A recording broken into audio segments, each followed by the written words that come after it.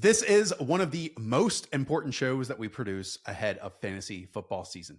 We sat down this weekend, watched all 16 frickin' preseason games so you don't have to. You could be with your loved ones. We're talking about the players, the performances, the usage, the snap counts, who played, who didn't, how well they did. And Hayden, this show is all about the backfields, the split works between all the running backs. Yeah, we actually watched the games. There's a lot of other people that are just refreshing PFF and just copy paste what they're putting out. We actually have some context of like why they were playing, how did they look, like why, like how is it different than how they were used in college and stuff. So we're gonna get like really deep into the details. But I think if I was drafting throughout all of Best Ball Mania, if there was a day where I'd say now is the time to go crazy with your drafts, today would be that. We got a lot of news to react to. And look, we might underreact, we might overreact, or we could find that Goldilocks zone to perfectly react to exactly what we saw this weekend. Because look, we track all the training camp notes from the great beat writers out there, the national insiders on top of it. But then finally, once we roll around to somewhat legitimate game action, NFL teams have to be honest with who they put in the field, who they don't, and in what order. So we are going to read into that 100%. And I do want to shout out Nathan Yonke of PFF, Dwayne McFarland of Fantasy Life as well. These guys do a great job on their usage reports, and I'm sure we'll link them in the description down below. Okay, we're going to start off with some veteran split backfields, then work our way into rookies, and then close out with a bunch of rapid fire points and notes that you and I had. So let's kick things off with the New York Jets backfield, because we know that Breece Hall has been a constant in round 3 in all of draft season, even in the late parts of round 2 in your home leagues.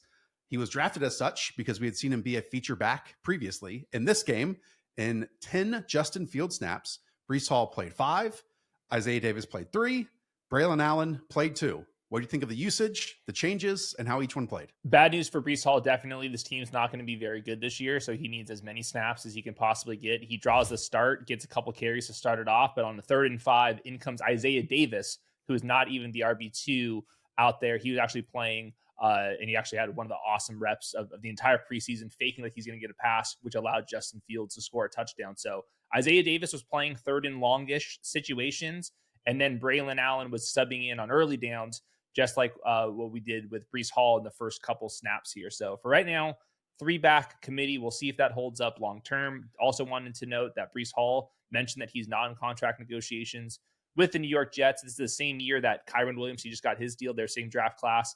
James Cook is holding out because he's trying to get a new contract. Breece Hall has been as productive as those guys have been at times. He's on contract negotiations. That does put my little fingers up of like, could we potentially get a trade down the line here? I doubt it, but at least that's kind of in the realm of possibility after looking at this preseason usage. So Aaron Glenn all summer has been telling the media, look, I really like our entire backfield, our running back room.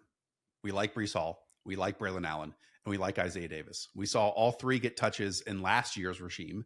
And, you know, I've been drafting a whole bunch of Braelon Allen. We talked about him on the Sleepers running back show, the second-year running back breakout show on top of it. I did not anticipate Breece Hall being squeezed from both ends here, you know, and that's what we saw. Again, this is 1 week, the first week of preseason. I would expect the Jets to at least participate in one more with some form and fashion of their starters. So we're going to get more information on top of it.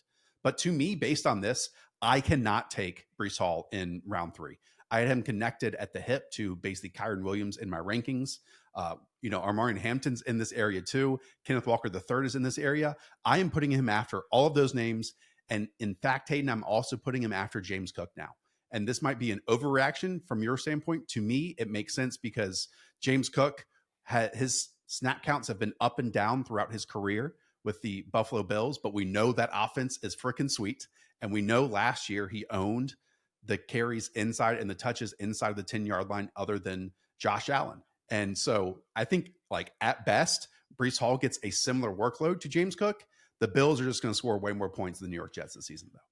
Definitely so. And like we saw, Justin Fields scrambled in for a red zone touchdown too. So that's a new threat that he did not have with Aaron Rodgers and the other quarterbacks he's been playing with. So yeah, I moved him down to 43rd overall. So no longer a 3rd round pick for me as well. It's that tier. It's Chuba Hubbard's, Alvin Kamara's, Kyren Williams, Breece Hall's, James Cook, all those guys kind of jumbled together there. None of them feel good as 3rd round picks right now. I'm trying to find 36 guys that can rank inside the top 36, and it's been difficult.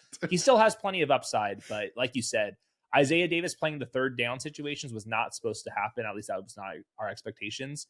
Now we kind of have to factor that in. Yeah, because Breece Hall is and was his rookie season and even his second season coming back from his ACL injury, a talented football player, a really freaking good receiving back. You and I sat here 2 off seasons ago and got excited what he could be connected to with Aaron Rodgers because we had seen those receiving backs do really well with AR. Now he's not like getting those opportunities even. He's like, he's got to play. Early, yeah, he is going to play. But man, if it's down to, I don't know, a 45, 35, and then whatever's left over split, holy crap. Like we're talking about guys that we want in the top 3 or 4 rounds that get 60+% of the work. And I'm terrified of it. The other part of this too, I don't know if you noticed, this team in what I mentioned, the 10 Justin Field snaps, ran 4 plays out of 21 personnel with Andrew Beck on the field.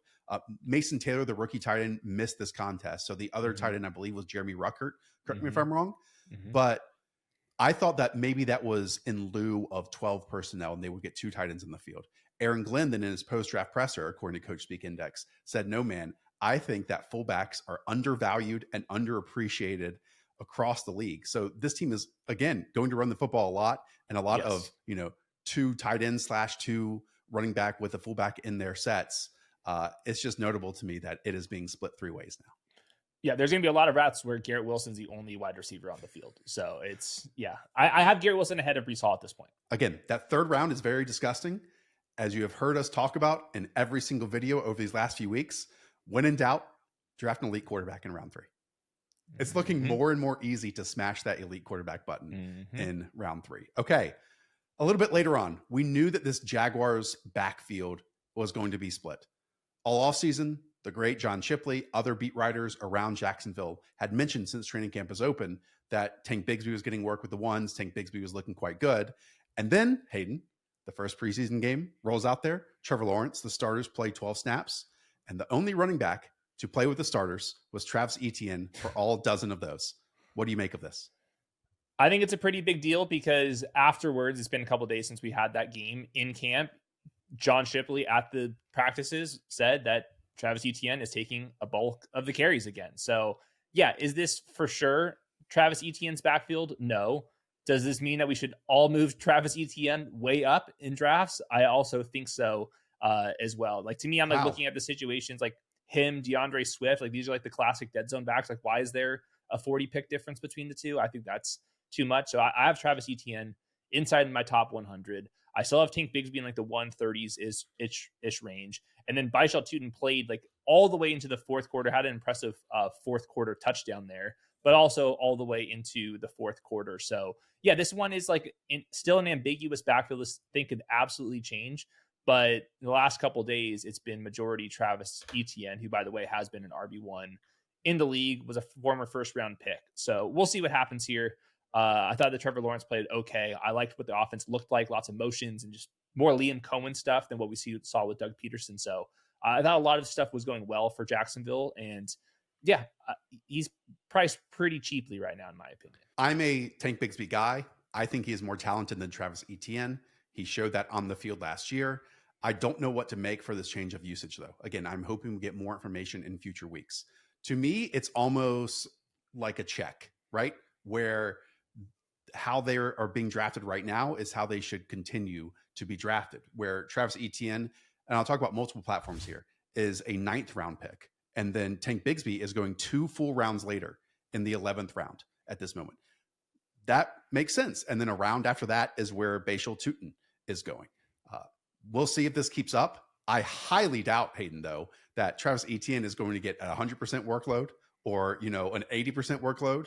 I would even put it past him to get a 60% workload at this point. I really do believe that at some point, this backfield is just going to be split up between 2 or 3 backs. And then I don't even know if one's going to run away with it. Like we keep talking about, none of these guys are Bucky Irving.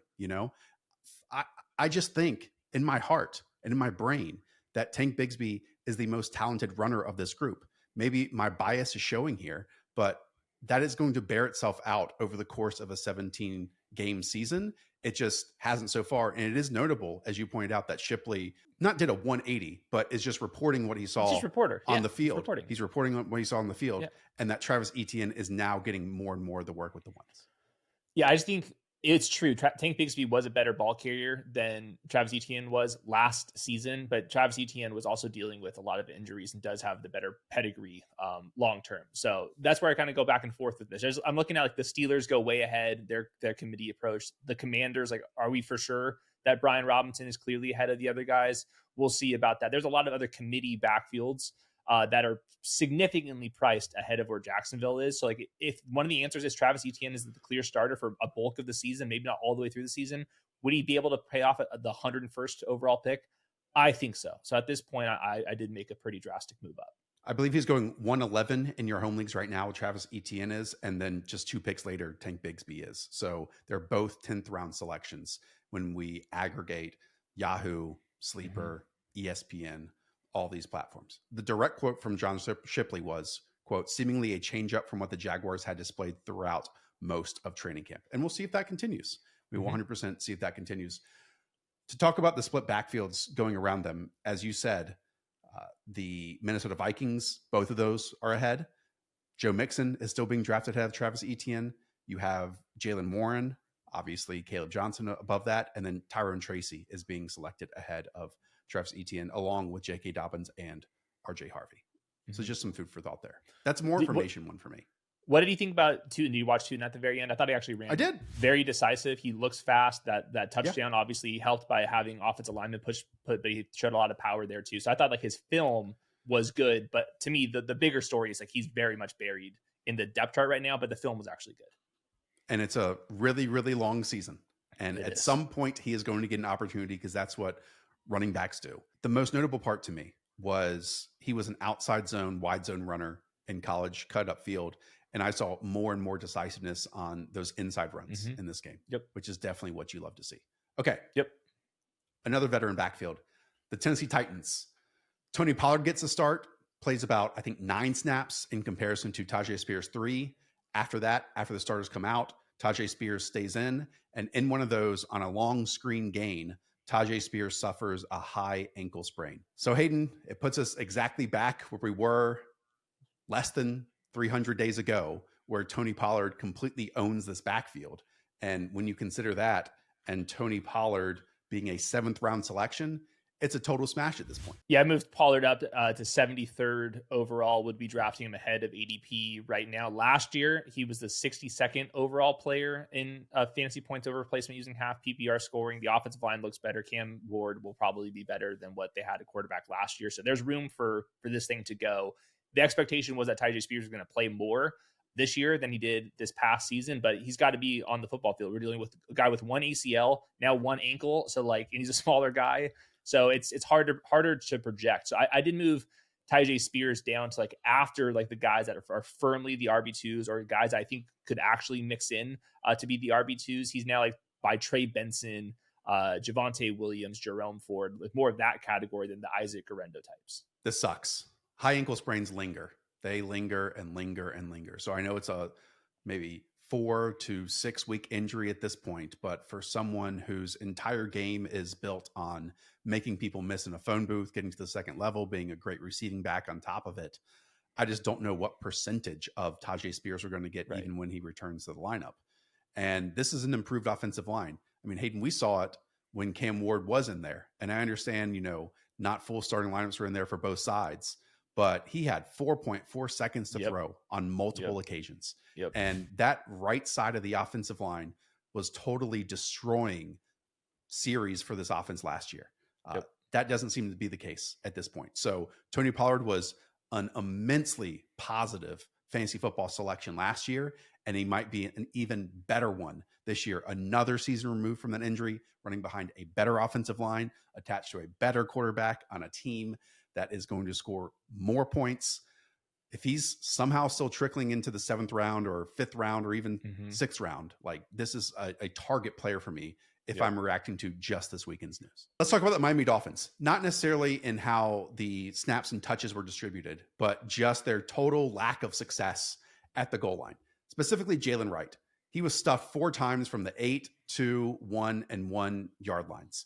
This is, Hayden, kind of I think, a direct response to what we saw during last week's press conferences when Tyreek Hill got in the mic and said, yeah, I basically don't want Devon Achane in there inside the 10-yard line. I want Jaylen Wright in there. Well, Mike McDaniel, as a lot of these coaches are doing, decides to not kick a field goal and instead set the tone, be a character generator and say, okay, diva wide receiver, okay, league, you don't think that we can run in short yard situations. I'm going to show you.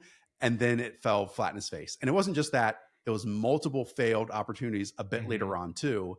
And so, Hayden, I don't want to read too much into just a lack of rushing success, but this is, again, stockpiling it based on 2 years. And touchdowns are important for this backfield. Definitely important. I don't know what to do because I was kind of expecting the same old problems to be there. They did draft the second round guard. Their left tackle was a second rounder the previous draft, taking place from Teron Armstead. So that's very much up in the air. Their other guard coming off a major injury. So they're like trying to kind of surface this offensive line, but it's very much unsettled. So the expectation in Miami is bad offensive line. It was also kind of notable that they like had Tua out there, even though Tyreek and Jalen Waddle were kind of sitting. That was at least a little bit kind of strange to me. So based on the broadcast with Tua, apparently they had a joint practice the previous days before that. And Tua said, I performed horribly. I need to play in this preseason game. And so he actually wanted and suggested to play in this preseason. Yeah. I did hear that. It's just, things are weird down in Miami. It's got to be the weirdest team right now in the league. It really is. I mean, Hayden, I don't think there's any middle ground here. It's either this is going to be very nice, like it was in 2022 and 2023 fantasy points wise, or it's going to be 2024, where the majority of them, other than Devon Achane, fall flat in their face. Yep. We did get some news out of that backfield. Alexander Mattison, really unfortunate neck injury. He's going to be out for the year. They had Ollie Gordon, who was like a huge guy, had some juice a couple years ago, had a really lackluster last season as like the physical rusher. They'll probably bring somebody else in there to compete. But yeah, I think it will still probably be Etienne and Jaylen Wright as the goal line back. And then the third guy will be kind of really far down the pecking order. So yeah, these guys got to score long touchdowns. That's why they have 4.3 speed, and they're going to catch a lot of passes. So you're not like drafting them for 10 goal line touchdowns here. You're drafting them for the other stuff. In fact, just before we hit record, they did sign someone, a running back named Aaron Shamplin. Do you know the name? No, I don't believe you. They brought in Jamal Williams for a workout, just like the Chicago Bears did, and we'll talk about that in a moment. But yeah, they're signing Aaron Shamplin. The Alexander Mattison injury was a tough one. He did score a short yardage touchdown after, again, on the previous run, going down at the 1 yard line on top of it. I do want to mention that Jaylen Wright did score a 7-yard touchdown a bit later on, and the snaps with Tua's 16 out there. Devon Achane did see 9. Jaylen Wright did see 7. I am, again, not calling Jaylen Wright a perfect prospect, but I continue to draft him in this area where running back handcuffs are going, because I do believe he is going to get an opportunity to have success here. The question is, look, when Devon Achane and Raheem Mostert had their massive seasons, it was Mostert who was dominating inside the 10, inside the 5 yard line. I think had the most rushing touchdowns of a 31-plus-year-old since John Riggins. They have not been able to replicate that in short yard situations ever since. And so I think Ollie Gordon bros, if I can turn them that way, are going to say, many of them, as the season goes along, he is going to get that opportunity. It might happen. I just think we're going to have to see a lot of failures from both Devon Achane and Jaylen Wright in order for that to happen. And I'm just crossing my fingers that some of that failure doesn't happen. And in fact, we get success, and that means fantasy points for us.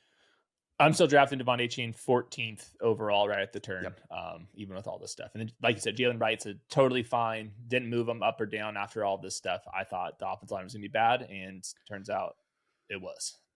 The thing with the short yardage that we've seen across the league for years and years and years is it's so much about blocking. It's not necessarily about the individual, you know? So whoever you put back there is going to have issues if this blocking keeps up. And that is the common thread that is most worrisome for me versus, Achane can't finish those. Jaylen Wright can't finish those. It's more, we got to get this front 5 correct. Okay, let's talk about rookies.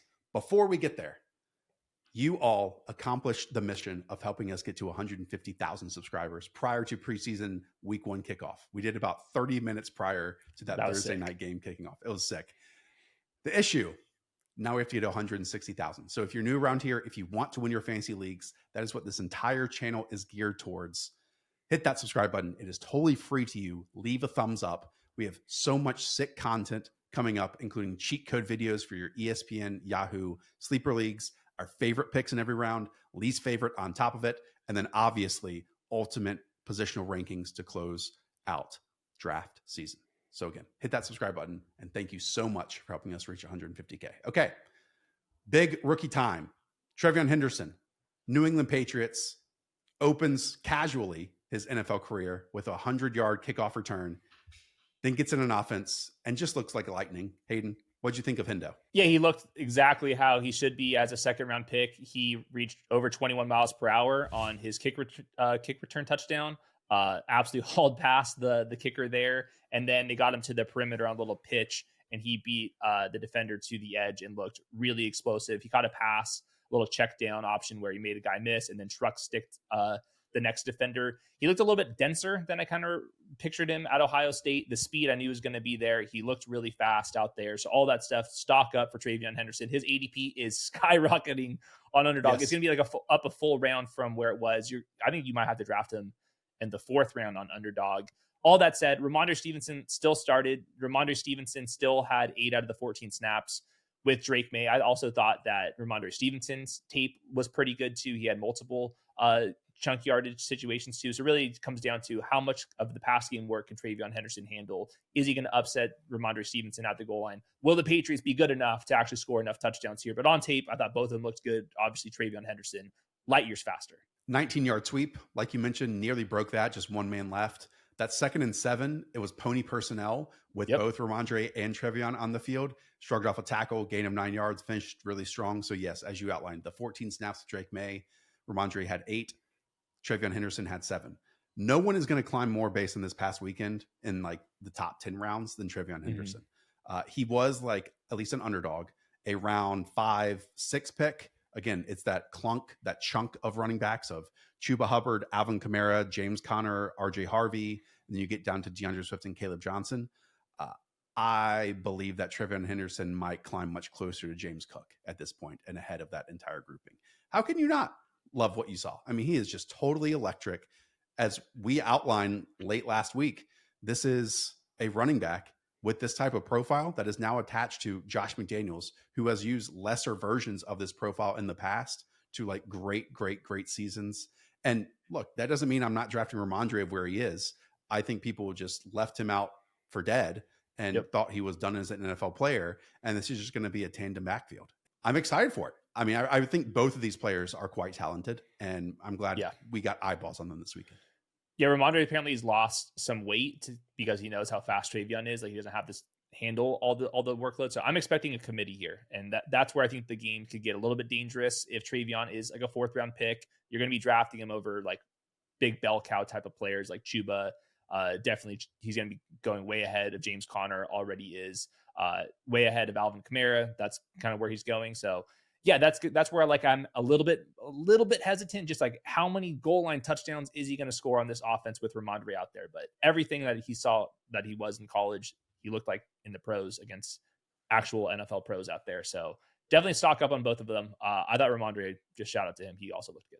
To compare this to the reworked Miami Dolphins offensive line, I actually thought the Patriots and a bunch of their young guys looked quite good in terms of blocking and creating these holes and moving out in space and all that stuff. So that is definitely notable as we talk about these reworked offensive lines across the league. Okay, let's go to Denver because RJ Harvey was listed 5th on the depth chart. RJ Harvey got the start. RJ Harvey played 12 of the 13 snaps on 1st and 2nd downs when Bo Nix and the starters were on the field. What'd you think of that workload, and what'd you think of the work? Yeah, I mean, that was exactly the opposite of what Benjamin Albright said was going to happen here. The fact that Harvey played all those snaps is a huge positive for him. His burst and athleticism in general showed up on tape. He bounced that one to the outside and beat a defender out there. That looked awesome. JK Dobbins played on some passing situations, but did not handle a carry in the action we'll see what happens from this point moving forward. But it does seem it's going to be these two guys, not Jaleel McLaughlin. It's just going to be these two guys. And that's probably how this thing should be. So I think stock up for RJ Harvey because he played a lot more than most people was expecting to happen there. And then I think the secondary issue is like, how did he look on tape? But in general, like I want guys that are going to be on the football field, and it seems like RJ Harvey will be on the football field like right away. How'd you think he looked? There were some vision problems. Like that was my concern with RJ Harvey. Just some context with him. He had 145 inside zone carries last year. He had 6 outside zone carries. It was a very particular offense that he was coming from. And I did think that what Sean Payton did here is you saw some outside zone attempts. You saw some power attempts that he's not necessarily used to. I thought he failed his decision-making on those. That he should have been cutting back on a lot of these situations. He was bouncing it outside. He had the athleticism to do that against the UCF schedule. Is he going to be able to do that against the pros? Not necessarily. So I think it was a little bit of a test on like the different schemes that RJ Harvey had seen previously versus the ones that he was seeing in this outing. He's going to have to be able to run all of them in this offense to succeed. But I don't want to like nitpick vision too much if he's going to be out there a whole lot. I'm an RJ Harvey guy. He looked explosive. What he did so good at UCF was force these DBs and even linebackers into like these diving ankle tackles and then avoid them at the last moment.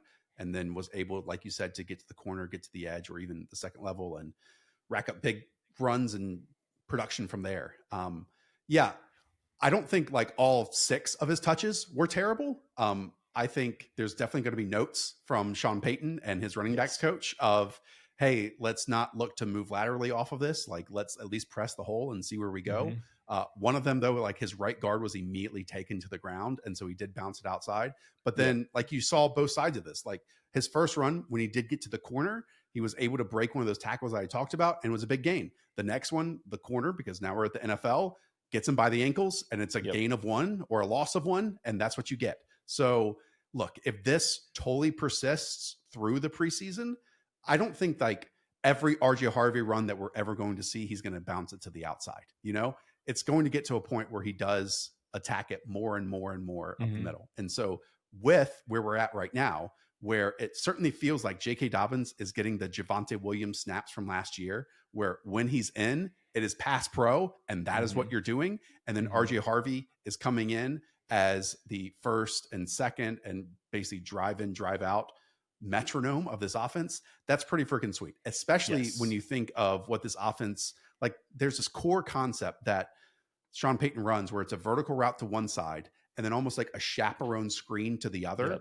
where the tight end goes out with the running back behind him. And so if you don't want to take the alert, the one-on-one to the outside, which Bo Nix did to Cortland Sutton, then you basically have a swing screen to your running back. And I can't wait. I can't wait for RJ Harvey to get one of those because I think he has a chance to like take it to the house every single time. Yep. Just to circle back all the way to the top here.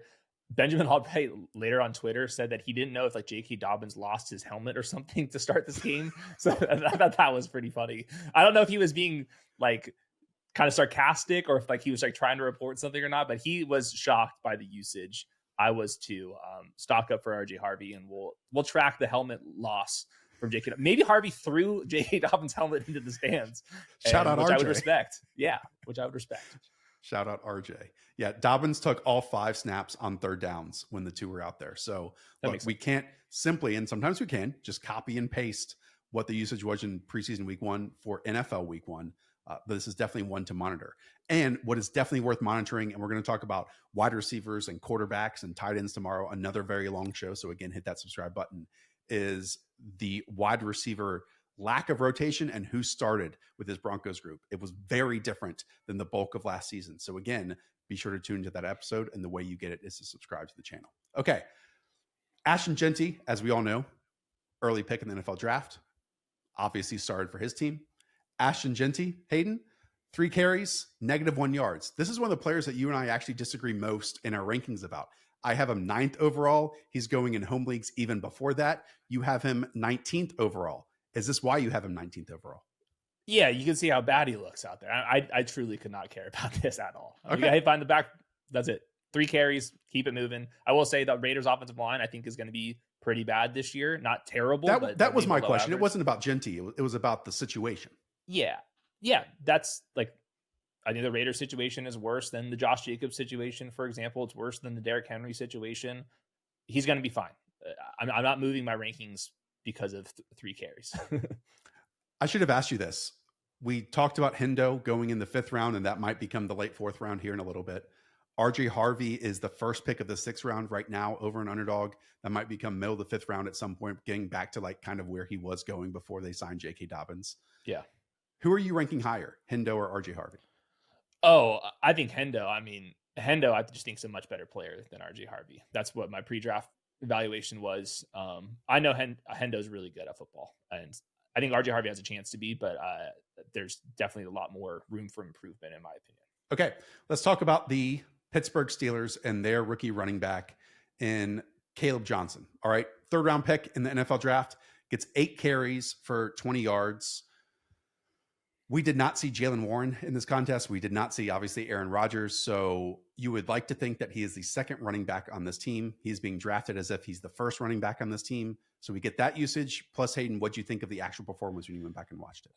Yeah, Kenneth Gainwell was in there mixing in, which I didn't love. So I did move Kaleb Johnson just a little bit, just in case there's a little bit more uncertainty with that early season role. But I think by the end of the year, Kaleb Johnson has like kind of the bell cow size and stuff. His numbers didn't look right. I will say he had more yards after contact than he had actual yards. He was like continuously getting hit behind the line of scrimmage. I went back and watched his all 22 from the back, and that you can actually see if he's making the right decisions.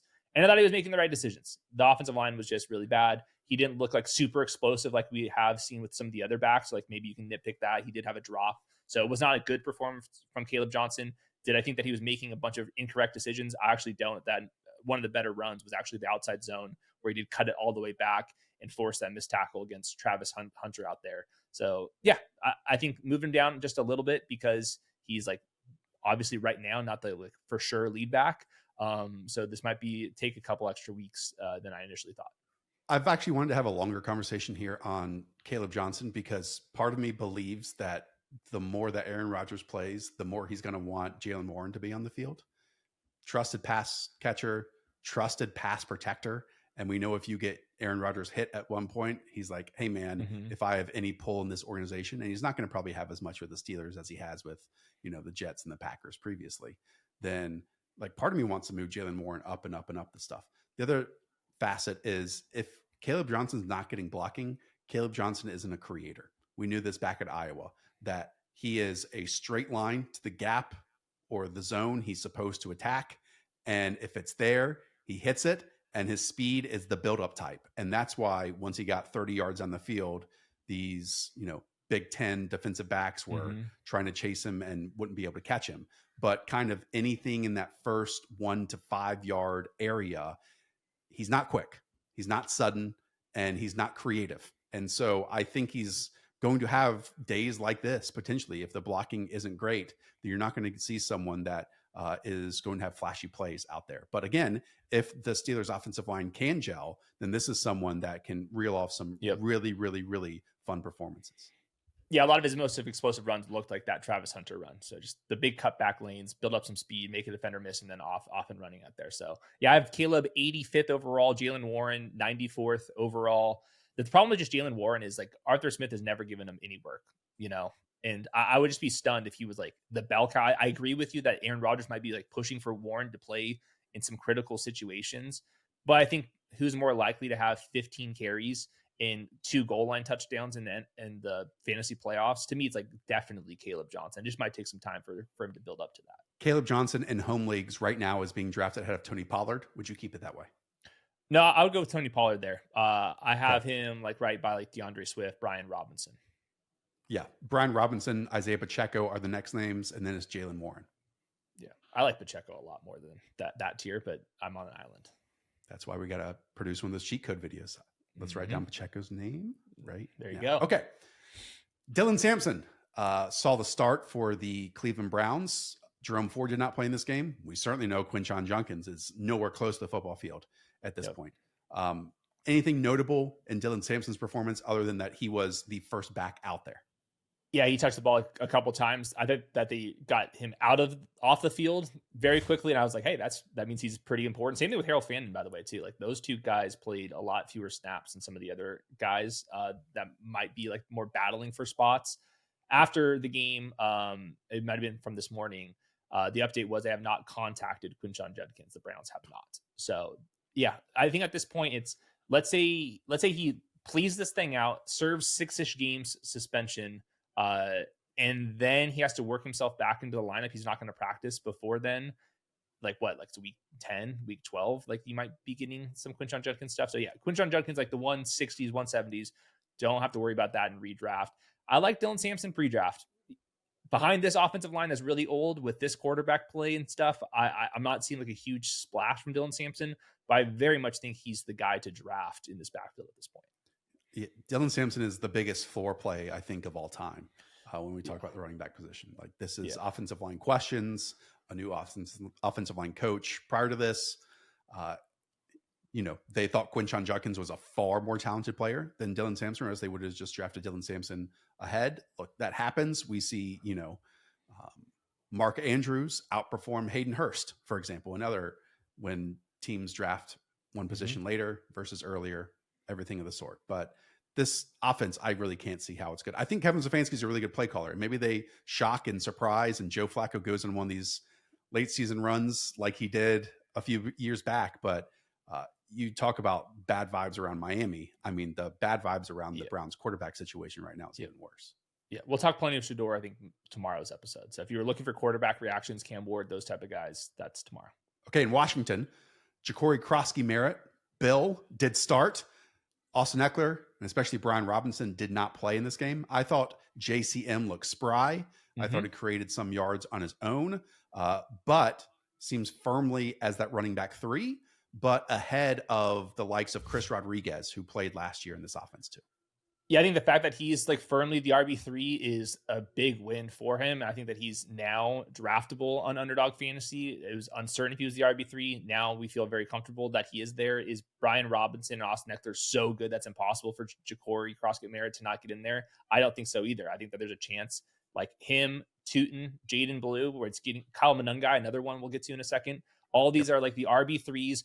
Going to project for 0 points initially. Could they mix in? I think by the end of the year, I think that they can mix in. I did agree with you. I thought that his tape was actually pretty solid out there. So JCM, now a 15th round selection on Underdog. The other running backs going in that same round, Jaylen Wright, Roschon Johnson, Rico Dowdle. Robert Mays, our buddy, is going around with these training camps and beat writers and having them on the show. Nikki Jabvala, who does some work with Commanders reporting for The Athletic, said that, quote, the Commanders view Bill Croskey-Merritt as a steal of the NFL draft. So look, the season is very, very long. I still think Brian Robinson has a chance of having that Raheem Mostert season that we just talked about, or, the Jamal Williams one, but he's also been hurt and been replaced. Austin Eckler, older, been hurt and been replaced. So JCM is, again, other than TreVeyon Henderson, the top 10 rounds moving up the most, Croskey-Merritt might be the one that moves up the most in the final 10 rounds of drafts right now. Definitely so, as you should. I just say, don't be taking him over like clear defined RB2s. Like there's a certain point where we can get excited for Jacory Croskey-Merritt and you can draft him versus like all of a sudden he's like being drafted next to freaking Isaac Guerendo. I don't know about that. Okay, let's talk about Kyle Monangai, because it was frustrating. We didn't get to see a single one of the Chicago Bears starters out there on the field. That included DeAndre Swift. That included Roschon Johnson, which, by the way, Coach Speak Index has pointed this out. Not a single Roschon Johnson question has been asked this summer to Ben Johnson or the play callers or anyone like that all offseason long. Anyways, in steps, late round pick, Kyle Monangai. And Hayden, as soon as he came in, you see it. He's a freaking hammer. He finishes off runs. He wants to be the alpha out there. He's not going to be the fastest at all. But man, for a play caller with the Detroit Lions that saw Jamal Williams run and score all those short yardage touchdowns, and we have so many questions about this backfield, I can squint and see how, again, maybe not week 1 or week 2, and it could happen then, but Kyle Monangai carves a role and an important high-value touch role in the Chicago Bears offense. I have him in the draftable range 189 next to all those guys I just mentioned, including JCM. I think it's a very similar case here. I don't think that DeAndre Swift is very good. And Roschon Johnson, I like appreciated his prospect profile because he can like do a lot of things okay, but he was never viewed as a starter in my opinion or anybody's opinion out there. So there's a runway for Kyle Monangai to do an Isaiah Pacheco type of thing here. Yeah, the offensive line's a work in progress. The Caleb Williams stuff seems to be a work in progress. But yeah, this is I think a team that's kind of ripe for some like oddities within the depth charts. The way that Ben Johnson speaks, like I think that he's going to like really appreciate the guys that are very tactical and then kind of not be in love with the guys that are a little bit more free spirited out there. So I don't know exactly where Kyle Monangai is going to land on that, but I do know that DeAndre Swift is more on the free spirited side of that equation. So yeah, you can draft him an underdog. It's always interesting to listen to the local broadcasts of these games. It was on the Chicago Bears end of this too. And they reported that he has been running as the second running back in a lot of scrimmages and drills and of the sort. And so if he's already earning the trust of Ben Johnson, look, 7th round picks don't make it very often. And this is just like a player take how they looked on the field approach that we are doing right now for Monangai, but I can see it. I can see how he works in this offense because he, to me, offers something different than definitely DeAndre Swift and even what we saw from Roschon last year. Yeah, definitely. So I wish there was a clear answer to who the goal line back is going to be because I know Ben Johnson wants to use that. I know that's not DeAndre Swift. I don't know if it's Roschon or Kyle Monangai. Take some chances with both of them. This is also the time of year where you can be drafting that 6 running back underdog where like previously, like I want the 3rd tight end, I want the 3rd quarterback. Now that we have like, we know which running backs we should not be drafting. We'll get to a couple of those guys and we have a little bit clearer of a picture. This is when I kind of come back to like the running back dart throws. And the other part of this too, for your home leagues, look, these are deep picks, but if you have deep leagues in redraft, you can just get rid of them. You know, if they're not working, if they're not part of the offense, the season again is very long. I've said that 100 times already in this episode, but these are exactly the picks that you should make in your final rounds. Because if it works out and he is the touchdown scorer, fantastic. If he's not, think back to your final season, your final week, and how many players were actually still in the roster that you drafted. It was what, maybe 6 or 7 at most. So this is even a bigger player, I think, in redraft circles as like final round picks too on top of it, if your league goes that deep. I know we will be talking about this on the waiver wire show. Tuten, Blue, Croskey-Merritt, Monangai. These guys are waiver wire material. Okay. Maybe not is Tahj Brooks of the Cincinnati Bengals because he did not run as the clear handcuff to Chase Brown and was kind of being drafted as such, but that's a yet. So there's work to do here. We have seen in the past the Bengals audition players for certain roles and certain aspects of in-game scenarios. What do you think of Tahj Brooks and the usage this past weekend? I thought this was like kind of a relative win because Samaje Perine was like the pass game guy to Chase Brown just for pass protection reasons, but they give Tahj Brooks a lot of room in the like after the starters went away, and they gave him like everything, which I thought was kind of like what they did with Chase Brown a couple off seasons ago, where he was catching some passes, he was in pass protection, he was getting different types of runs out there. I thought he looked fine. He like looked the part of an NFL guy, and I just have seen Samaje Perine long enough where I know the NFL role that he has, and I know the anti-fantasy football role that he has. So I do think something ever happened to Chase Brown, I think Tahj Brooks would get there in the mix with Samaje Perine, but that would be like in an early down role situation. I just thought it was notable that they gave him like a ton of things out there. So I feel good he's going to be the RB3 here. And I do think that if Chase Brown went down with an injury and we're doing the waiver wire show, I would be saying pick up Tahj Brooks, not Samaje Perine. I believe Joe Burrow played more preseason snaps in this game than he had in his entire career combined prior to this. Anything you want to add about Cincinnati and what we saw from Chase Brown since we've seen him in this full workload now that Samaje Perine's involved too? He lost the obvious passing down snaps to Samaje Perine, but that's what my expectation was. If he had the full bell cow role, we would be drafting by Devon Etienne in the round 1-2 turn. He goes at the 2-3 turn because he loses these touches. So it was notable to me, but it was also as expected. Baked in is the right term for it for me. Yep. Like we knew his snaps were going to go from 92% to probably 70% or 68%, right? He is going ahead of Josh Jacobs today on Underdog. Not I for like me, both. but I don't want to say a I like negative both. thing about either, but that's a big swing versus where we were getting Chase Brown in the middle part of round 3 a few weeks ago, which was a lot of fun. Okay, before we get to the rapid fire portion of this, again, the best way to prepare for your home leagues is to go and play on the Dog app over an Underdog. Download it on your phone right now. Use the code The Show, and we will give you a pick'em special, some bonus credits on top of it. Again, we're talking about these clusters of running backs, like in round 2, Jonathan Taylor, Bucky Irving, Chase Brown, Josh Jacobs. Would you rather take one of those guys or take Ladd McConkey? And then you're able to practice on which guys are available in round 3 or round 4, round 5, basically giving you your game plan for your home league. It is the best way to prepare so you can beat up on your college buddies after a decade of playing with them. So go play some best ball over on Underdog right now. Okay, rapid fire. Will Shipley should be drafted just where we are selecting the likes of Isaac Garindo, maybe even, I'm not going to say Ray Davis, but like in that territory, Hayden, because he is very, very clearly the Philadelphia Eagles' second best ball carrier. And I think that they would trust him quite heavily if something happened to Saquon Barkley for a game or longer. Yeah, you're talking about the broadcast booth. This is one of the players that the broadcast booth in Philadelphia was talking about how much they trust him. And this is a back that handled goal line situations and all the passing down stuff at Clemson. He had a couple big runs here. I have him in the 140s. He's somebody in redraft leagues I would much rather have than some of the dart throws that we've just been talking about previously. RB2 in this offense, signing me up for it. We know who A.J. Dillon is at this point. But goal line role plus catches passes in his history in this offense sounds pretty good. One of the few players that looked bigger in the NFL than he did in college. That was immediately apparent. He's going in the 16th round right now on Underdog next to Miles Sanders and Keaton Mitchell. So gobble up as much Will Shipley as you can get at this moment. That is for sure. He's going 2 rounds after Isaac Garindo. Okay. Rico Dowdle. We mentioned his name a couple times, going in the 15th round right now.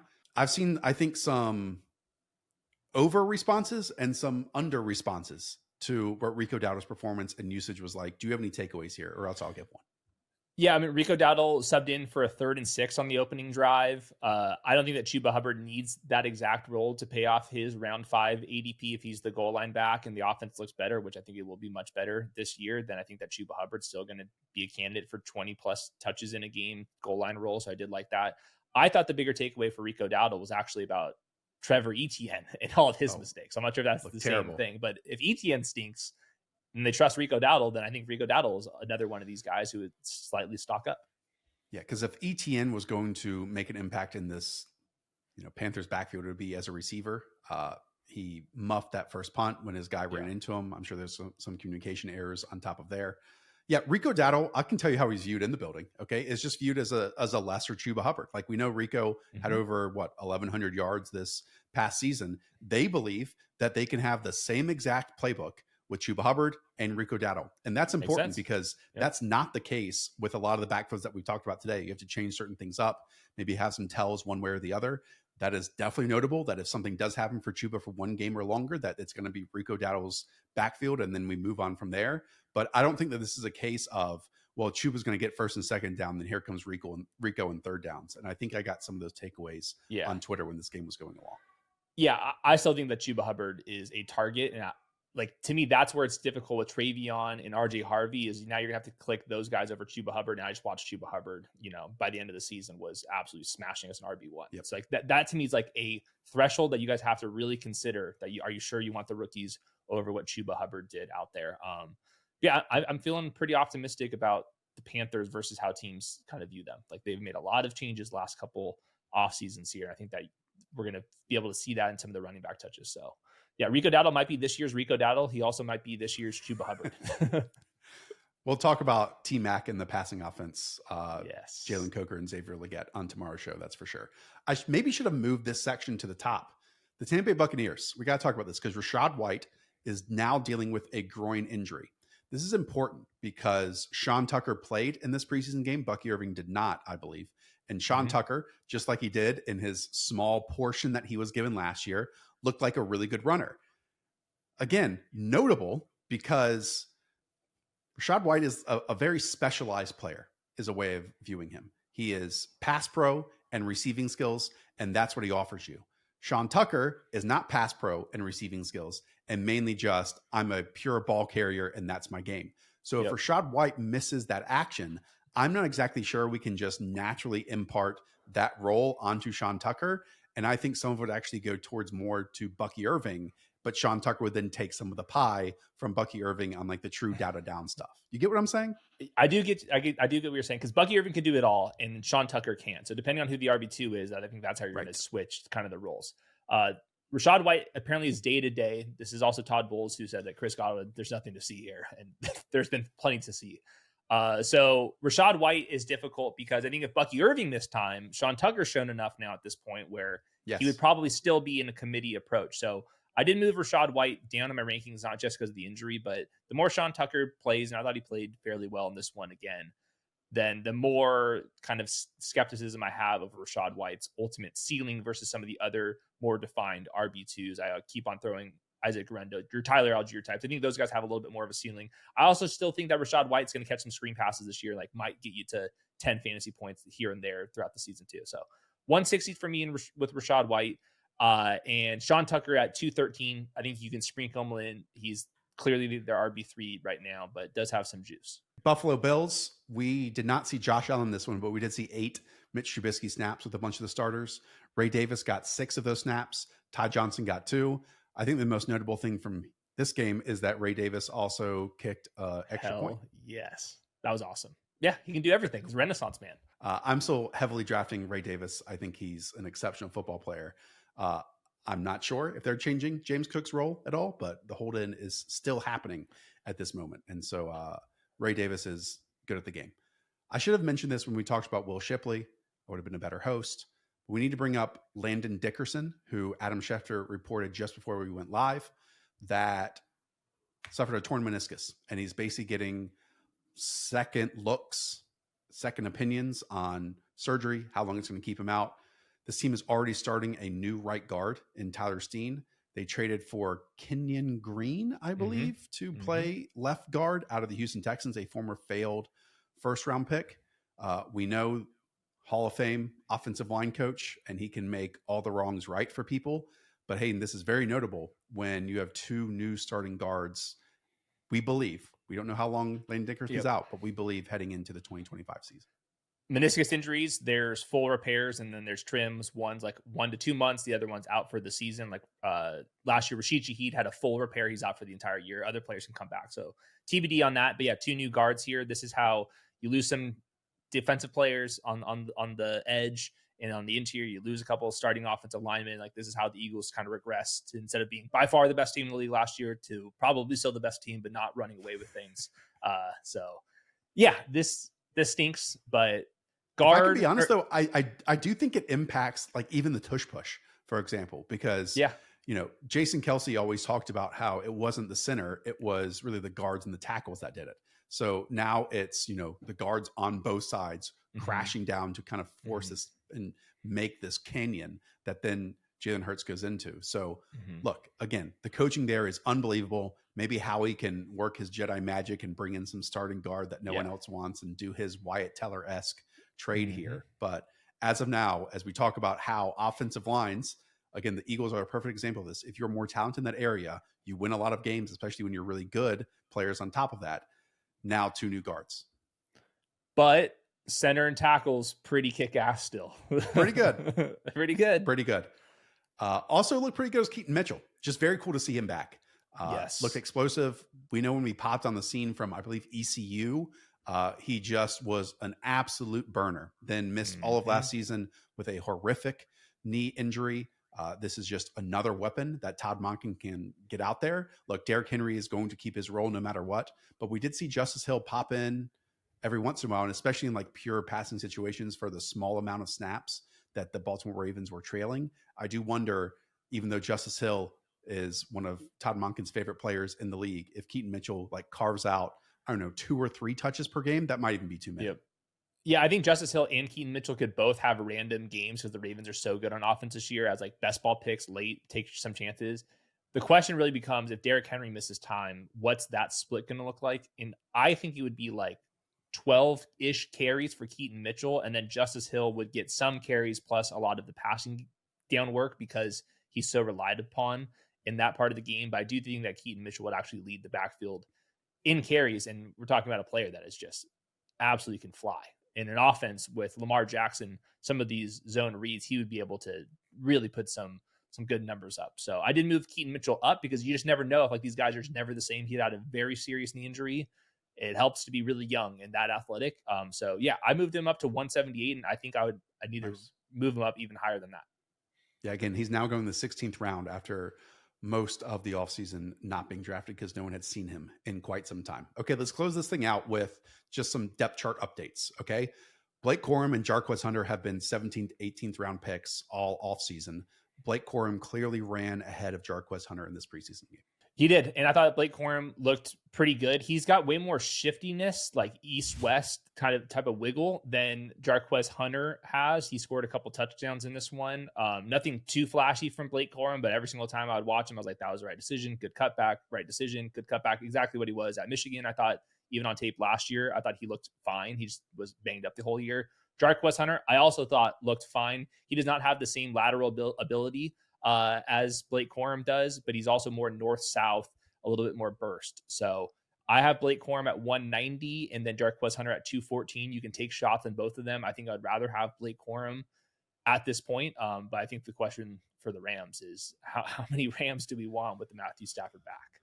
Let's talk about that for a moment, because there have been a string of tweets and they all kind of came in unison today that were deeper and deeper you got, the more concerned you have to be. So it turns out that Sean McVay said that Matthew Stafford would participate in today's, I think it was just a walkthrough. Then it comes out this morning that he was not going to participate in the walkthrough after Sean McVay said he threw the ball behind closed doors 60 times over the weekend and looked fantastic. It's one of those things that if a tree falls in the forest and no one's there, does it make a sound? I don't know if I believe it. Then this trailer, something called an immortal chamber, shows up. Hayden, you've done some of your own homework on this. What are we looking into here? Yeah, they brought the old Airstream out for Matthew Stafford when he's supposed to be practicing. It kind of reminds me of like the Austin Powers chamber where he was frozen for 30 years and comes back to life. This is what happens. You use your back and it feels fine. And then the next day you wake up, you're like, damn, do I have a 37-year-old back? Yes, I do. I don't think anyone should have any concrete opinions on where this thing's landed, except that this thing can go sideways at any point, which we just saw the day after they talked glowingly about this situation. The chamber itself, it's on my radar. It reminds me of the S2 test. It looks like a tanning bed. They're using like electric red light therapy mechanism. It's like a lot of mattress things, thing. Yeah. Oh my! And then the owner did some interviews, and it's just a bunch of big wellness words that don't make any sense. I think the thing costs $150,000, if I'm not mistaken. So yeah, we're here. It's preseason week 2 now, and look, maybe he plays week 1, but we're talking about 17 games of this. If this is the treatment we're already getting after 60 throws behind closed doors, and we need him to play 15, 16, 17 games to support all these weapons. Yeah. I would rather him go to Germany, do what every other $100 million athlete does. Go to Germany, go see those doctors, come back and see what happens. The freaking Airstream in the parking lot, it was not my favorite look, if I'm being honest here. There was a lot of red flags with this one, man. At least they have Jimmy G. I will say this. Jimmy G is very competent, especially in this scheme with these weapons. I have concerns about the offensive line. I have concerns with Jimmy G behind a bad offensive line. How much could you move Puka and Devontae and Kyron Williams down? We talked about this before. I'm still there. None of round 3 is great right now, man. None of it. I know. To me, at the end of the tier that those guys all belong in is where I have it. I did move Matthew Stafford down the most because I'm actually fearful he's not going to play. It's hard to score fantasy points if you're not actually on the field. I moved Puka and those guys down a little bit, but I do think at the end of the day, Jimmy G is probably going to average 8 yards a pass attempt with Sean McVay. Like that's just like how this thing goes. I don't think they're going to pass as much, but yeah. There might be 4 third-round picks that I really like right now. Trey McBride, Josh Allen, Lamar Jackson, and Jaden Daniels. And, yeah, it's all the elites. Now, again, I will add, my thoughts on Kyron Williams and how his work and especially some critical situations might drop from 85% down to 65%, still be the lead ball carrier for this team. But the running backs that were around him were Amarian Hampton and Breece Hall.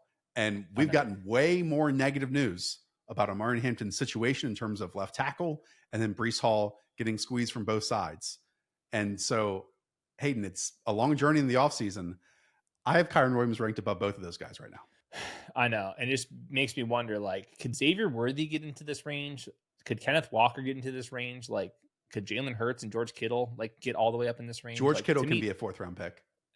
I think all of those guys that I just mentioned, I would have the equal amount of interest as I do as the guys currently going in the 3rd round. Positive the rest of the way. Kendre Miller, welcome back to the league. Yep. You are no longer under the thumb of Dennis Allen and company. And instead, Kellen Moore has maybe seen the light, and maybe you've had your own light therapy and you can stay in the field as he is running as the Saints running back 2. Now, with the caveat being that's clearly ahead of Clyde Edwards-Helaire, which, and Devin Neal and company, which that better happen for sure. I'm sure that Airstream loves like the voodoo stuff in New Orleans. So it would make sense if he was in there, but yeah, he's 197 in my rankings. You can draft Kendre Miller. Devin Neal's been dealing with an injury. He was apparently not very involved either. He went pretty far deep into the draft as well. It's like CEH and Cam Akers types. So the youth is on Kendre Miller's side here. So he's been largely undrafted in best ball tournaments. This is just a dart throw. I can't say I was loving the Saints quarterback play in that outing there, but yeah, at least have a good offensive line. Kellen Moore runs a lot of plays, yada, yada, yada. So Kendre Miller, you can draft him now. Nick Underhill does a great job covering the Saints, did go on a podcast and said, quote, getting him below 200 carries is where they want to be. And I think that's where he'd like to be. Again, when push comes to shove, I'm not sure that Kellen Moore is going to want to take Alvin Kamara off the field and not have the offense revolve around him. But if that's the case, then someone's going to get a bunch of carries, as we just saw. Yes. Again, Alvin Kamara have 228 last year in 14 games, which was a career high.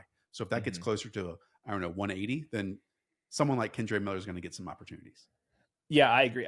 To me, like Kyle Monangai, JCM, Jaden Blue, Tuten, these guys have a lot more steam right now. Is Kendre Miller in like just as good of a situation? I kind of think so. Like not his own team, but just his path to getting work. Like him, like he was like Roschon Johnson a couple months ago. Like, is he just going to get out there enough? Maybe. I got to say, man, when we went through the good teams or good players and good teams show, one of the major takeaways was just like stay away from the bottom 3 offenses. Like you rarely have anyone contribute from those.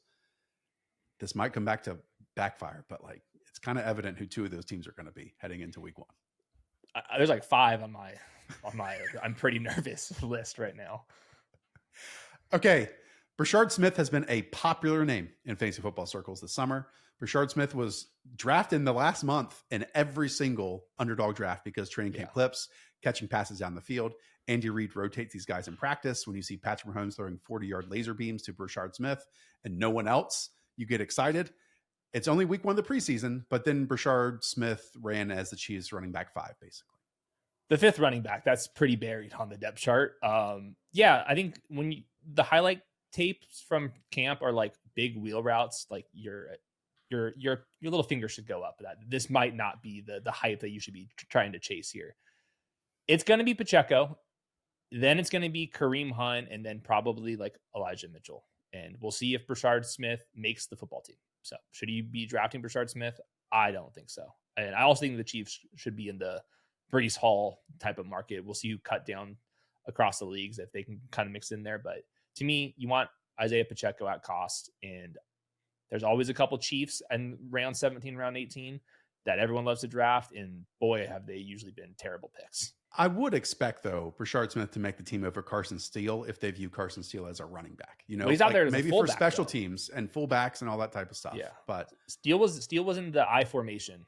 So I think he might be a fullback. Okay, we close with another sour note. Woody Marks did not start or really play early on, despite Joe Mixon, Nick Chubb, and I also believe Dameon Pierce not playing in this game. All out. So Woody Marks' ADP rose significantly as soon as we heard about this Joe Mixon injury that's going to keep him out for the remainder of the preseason. I was more on the Nick Chubb end of that equation, even if I understand where Nick Chubb is on his career. Again, since then, we've also seen Dameon Pierce come back into practice and return from his injury. Woody Marks is, again, one of these specialized players that I just don't know I love as much as the rise that he's seen over the last month. Yeah, I think if he makes it in the league, he'll look like a Justice Hill type, which is like not that fantasy relevant. He's a third down air raid pass catching running back. We'll see if that's what they want to use in Houston. I don't think that's necessarily the bones of the offense there. I want Joe Mixon. And if I had to pick somebody in the very last round in this backfield, it would actually be Dameon Pierce. He's been getting a little bit of buzz when he's been healthy. Yeah, and Dameon Pierce would go back all the way back. He was not a good fit for the outside zone. He was a good fit in the power. What is the Sean McVay and Nick Caley coaching tree been doing recently? A lot more power. So if I'm going to break ties and throw a dart, it'd be Dameon Pierce. So yeah, I moved Woody Marks. I would not draft him right now. I should have mentioned this one way earlier, but let's talk about the Arizona Cardinals backfield too. In the 18 snaps that Kyler Murray had, James Conner saw 7 of those. Trey Benson saw 11 of those. Trey Benson's been a riser through this summer. I think fantasy Twitter gets very excited about Trey Benson. Hayden, hand up. I've been a Trey Benson skeptic. And to be honest with you, what I saw in this game did not change my stance at all. He came in the league as a 216-pound back. I believe he said 10 pounds this offseason too. He does not run with or to his size at all. When things are clogged in front of him, he wants to move laterally. He looks a bit tentative. And in this game, there were multiple either 2-yard runs that turned to negative 2-yard runs or 4-yard runs that turned into 0-yard runs because he didn't get north. He didn't get upfield. And I understand that James Conner says, hey, man, we've got 2 running back ones in this team. And Kyler Murray gets up there and says that, hey, Trey Benson's going to be a big part of this offense. Look, it might happen. I will also go to Jonathan Gannon, who's like, no, they got to earn it. And James Conner's the feature back on this team. Yeah, James Conner's is way better. Trey Benson, you said it. This is the same exact player he was at Florida State, where he was always in a committee. They would point him to the sideline, and then about 10 times at Florida State, he took it all the way to the house because he's got great speed. But his vision and the way that you could use Trey Benson is very limited. And like you said, there was a couple of runs in this preseason game where he was just way too jumpy and trying to bounce things out. I did not think the vision was very good. So would he be the starter in this backfield if something happens to James Conner? He still would be. So he still should be going next to your Tyjae Spears, your Jaylen Wrights. I think that kind of tier. But I would not put him into like copy paste this thing ready to go like Ray Davis, Isaac Rendo, Tyler Algier. I think that he's a tier below those guys. Yeah, and he's going ahead of a number of them. He's going as running back 44 in your home leagues. That's ahead of Austin Eckler, Dylan Sampson, Jerome Ford, Isaac Rendo, Ray Davis, Bhayshul Tuten, Tyler Algier, Braelon Allen, Nick Chubb, so on and so forth. Mm-hmm. That is just too rich for me. Again, it might happen. At the same time, we saw Amari DiMercado come into this game and rack off a 31 whatever yard touchdown. Might have even been longer than that. He looks explosive. He looks straight line. He has a role to play, as we've seen in the past.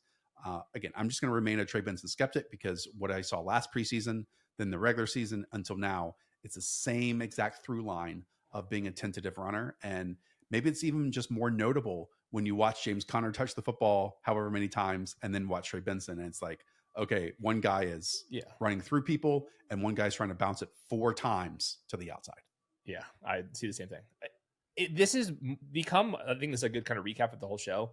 When we saw these guys in college and we're talking about the mistakes we saw in college and we're seeing in the preseason stuff, like to me, that's where it really matters. Like if he makes one mistake that he typically doesn't make, not that big of a deal. But if Trey Benson's doing the same Trey Benson things that we've talked about forever, like, okay, like that should mean something. Okay. Anything else? Or did we cover it all? I mean, there's been so much stuff. I'm sure we missed something here or there, but we have tomorrow's show to go over the rest of the stuff. Quarterbacks, wide receivers, tight ends. There's a lot going on. Even more tomorrow, potentially. So buckle up, hit that subscribe button. Again, sorry we didn't want to make a 3-hour show. We wanted to separate this into 2 1+ hour shows. So we appreciate everyone tuning in to this one. Again, tell a friend. Oh, and I did want to shout out a number of you that took on the challenge that Hayden and myself set out, including, let me read these out. Deuce Moose, G Slam, Josh A, Samwise the Scribe, a whole bunch of you, Dr. Not going to say that one. And Prev the Commish, a few others. You left reviews on Apple for us, 5 stars plus a comment. Hell yeah. That does wonders for us at this moment. So if you're listening to this in your car, on a dog walk, at the grill, wherever else, as soon as we're done, leave a comment, leave a review. Again, the more people that check out our show, the better it looks on us to, create this show for all of you. So we appreciate it. My plan is to take a screenshot of as high up we are on these charts and send it to our bosses. So if you want the show to continue forever and ever and ever and ever, rate, please. There it is. Thanks, everyone. Hit subscribe, thumbs up. Shout out to producer Weave. Shout out to Hayden. Up the villa. Talk to y'all soon. See ya.